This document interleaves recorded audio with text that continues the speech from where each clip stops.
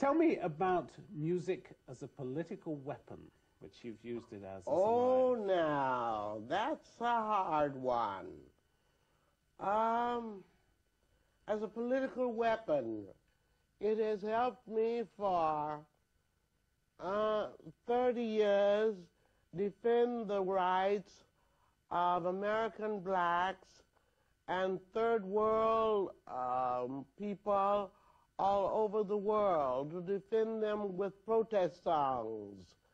And it helps to change the world. When you get up on the stage and you sing, what's in your mind? Just the singing? No, to move the audience, to make them conscious of what has been done to my people around the world. So you sing from anger? No, I sing from intelligence. I sing from letting them know that I know who they are and what they have done to my people around the world. That's not anger. Anger has its place. Anger has fire, and fire moves things. But I sing from intelligence. I don't want them to think that I don't know who they are, darling. Who are they? They are the white people around the world. Is it your intention to try to get young black people to be violent to police? No. Were you trying to provoke anybody to do anything particular? Were you trying to provoke or trying to get people to do things? Yes. Tell us what. Think. Use your head. It's so funny. Every time I hear someone read, I guess, my resume or the things that I've accomplished, I always sort of feel embarrassed because they're really not my accomplishments to be proud of, you know. I'm not even a person who speaks well, you know, so to be invited to these types of events always overwhelms me because without the power of God behind everything I do, I really am completely inadequate. But what I found is that every time that I pray before I speak and I ask God for the confidence in that He be glorified in everything that I say and everything that I do, for some reason, words just come out of my mouth. So please don't be convinced by what people say. I'm not brilliant. I'm not a genius. I'm not even gifted, really. I mean, I have gifts, but these are things that all come from God and through me.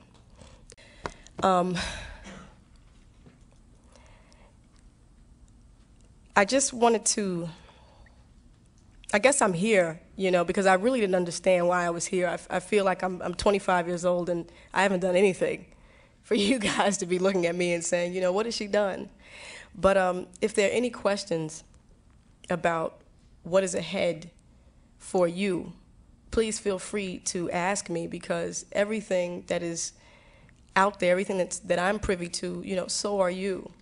If you get that into your system and get that into your spirit and understand that, you know, we're not separated by anything, not time, nor space, not talent, nor gift, just acknowledgement and understanding where our gifts come from. I wanted to ask you what kind of resistance that you met, because I've heard you talk about artist responsibility, about conveying positive messages to the young people to listen to their music, and I want to know what kind of resistance you met in popular culture and in the record industry in general.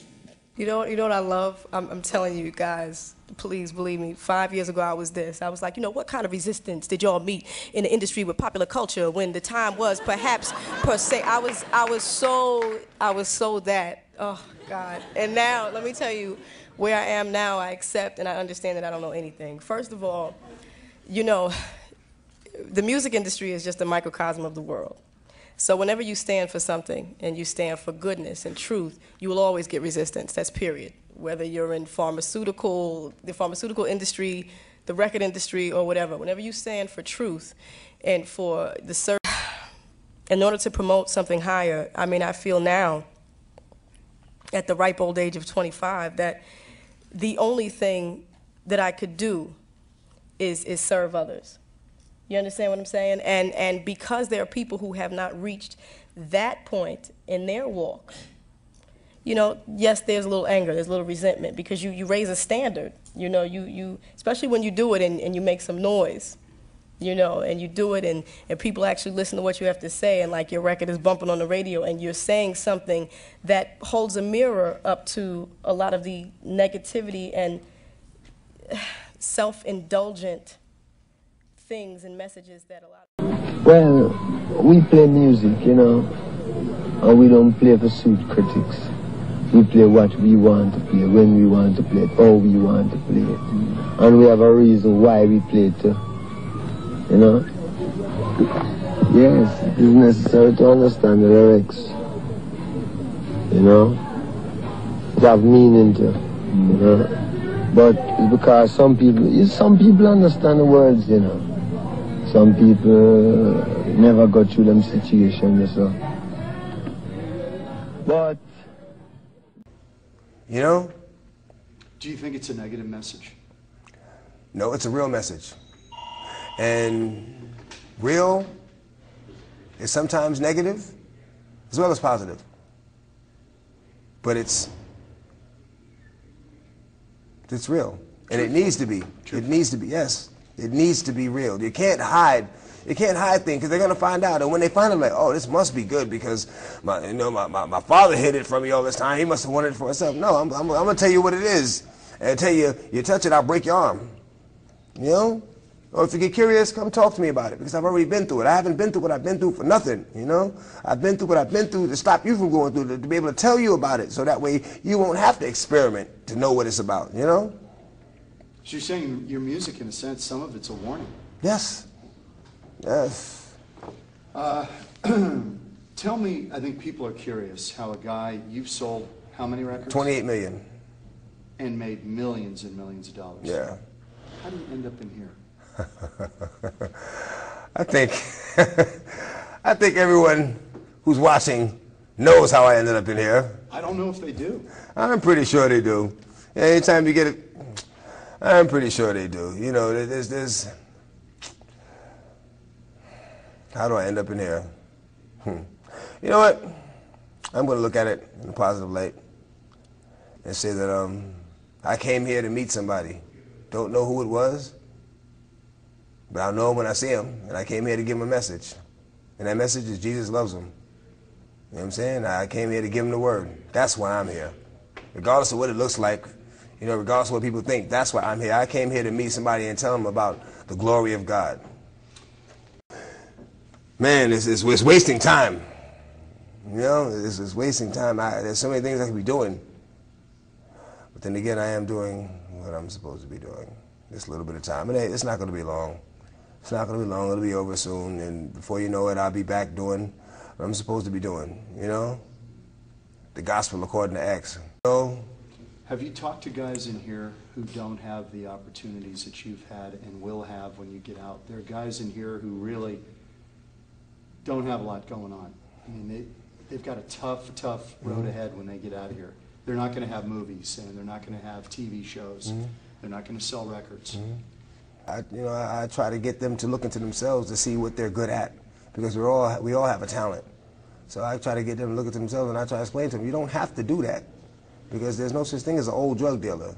You know, there's no old players. You know, there's no old gangsters. You know, so I give them something to think about.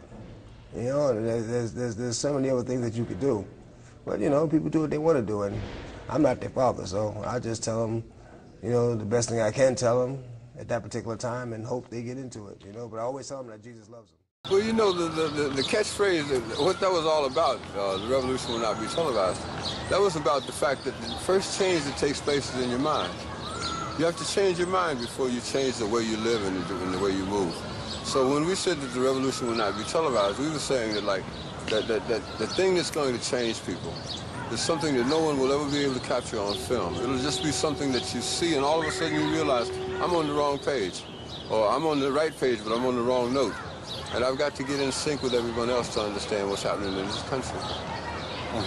But I think that the black Americans have been the only real die-hard Americans here, because we're the only ones who've carried the process through the process. That everyone else has to sort of like skip stages. We're the ones who marched, we're the ones who carried the Bible, we're the ones who carried the flag, we're the ones who tried to go through the courts. And being born American didn't seem to matter, because we were born Americans, but we still had to fight for what we were looking for. And we still had to go through those channels and those processes.